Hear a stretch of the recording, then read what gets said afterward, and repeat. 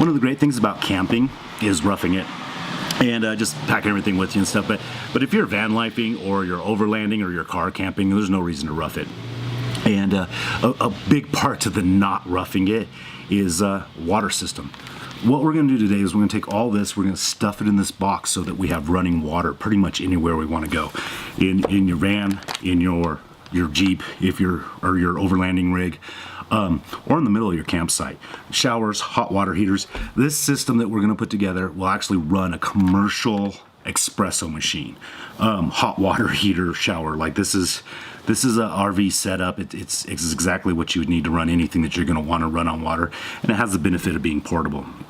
I'm going to go over the components with it, and then I'm going to talk about some of the advantages.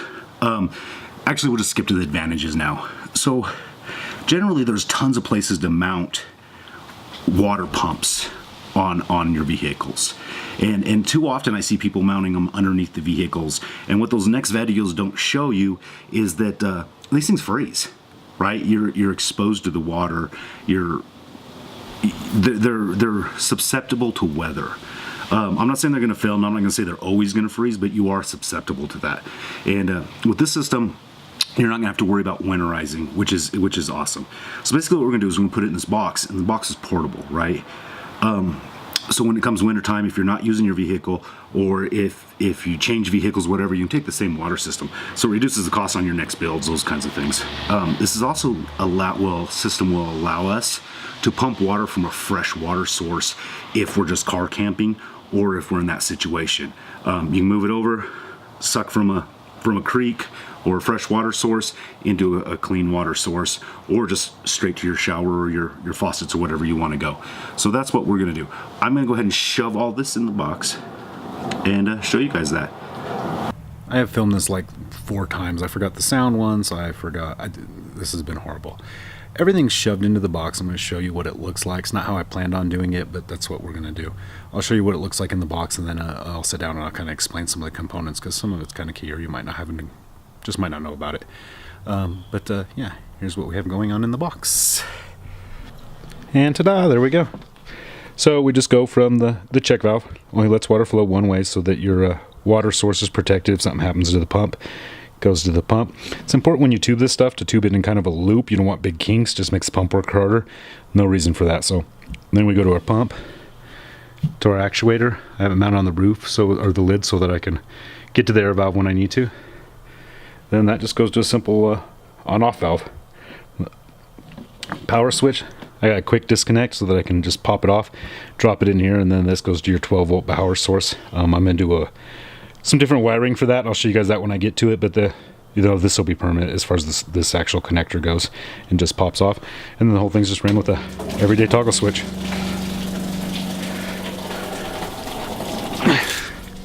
And as you can see, it has pretty good power for what it is. That's just a hose, so you can run your faucet or whatever you decide to run off of it. There you go. And there's your simple water source. Best thing about it is if you have that hooked to something that has an on-off switch, shower, faucet, or something like that, I can kind of simulate it here. I'm not sure if you can actually hear, but water pump will quit running. It's still on, so you're not going to be killing your power. And then when you turn that back on, you'd have your hose again and it would start running. And you can tell, it gets pretty quiet when you close the lid. So there we go. All right, I'm losing my light, but a couple of quick things before I go. The pump that I used is the SureFlow 4008. This is like a go-to pump in the RV camper industry and stuff. These things are kind of bomb-proof. Best bang for the buck that you're going to get for water pumping. And I can't imagine. I mean, they do full RV rigs with this. So this is a great pump. I think they're like 120, 130 bucks. But I got this one for 98 on sale. But SureFlow 4008, it's not going to let you down. Like I said, it's a go-to stock pump for a lot of things. A lot of people actually upgrade to it. And then the actuator, just a SureFlow actuator, like 30 bucks, 40 bucks. And I don't remember if I explained this in the last segment or not, so we're going to explain it again anyways. So what this is, the actuator is it's a cylinder, right? And then when you pump air into it, it creates back pressure, right? You like pump it up to the starting point. With that SureFlow, it's 40 pounds. So I pump it up to 40 pounds.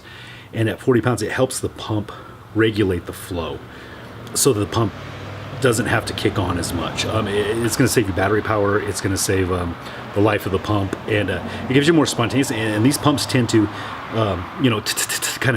kind of chug a little bit, and that takes that chug out of it, so you have a more consistent flow. You don't have to have it. Some pumps you can't even use them actually, but you're gonna wish you had it. So just go for it. That $30 investment is gonna make your water system, 10 times better, which is a good note.